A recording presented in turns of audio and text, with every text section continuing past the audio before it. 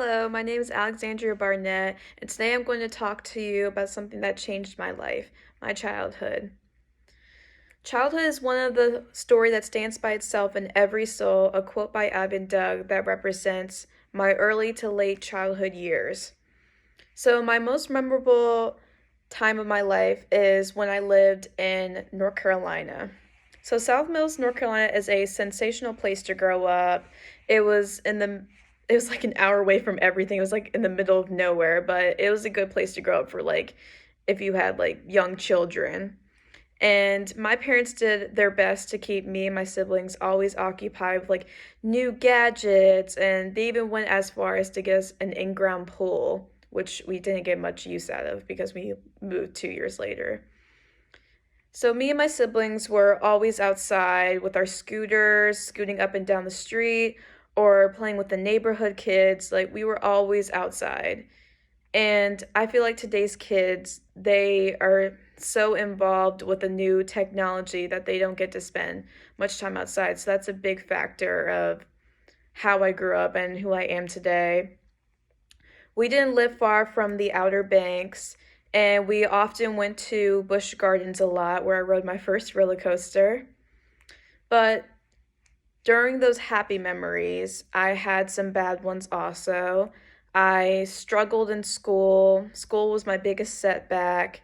I had really bad anxiety, and due to that, I didn't have a lot of friends, and I was a slow learner. And my teachers didn't help me the best way dealing with that either. I remember one time a teacher sent me to the bathroom when I was having an anxiety attack, and I didn't know this, but she apparently called the principal to come get me and escort me like out of the bathroom into his office, which I thought was a really immoral. Like I didn't think that was the best way to deal with it, considering that did the opposite of calming me down. But my childhood made me the person I am today, and it brought a lot of joy and tears. I always remember North Carolina as my first and forever home, even if I don't live there anymore. Sometimes I do wish I still lived there, but I'm glad I moved because now I live in Maryland currently, and I have a lot more friends. I'm closer to my family, and an update about my anxiety. I have more control over it now. And my message is just to not let childhood memories, like bad ones, take a hold of your entire life, but instead, like, learn from them.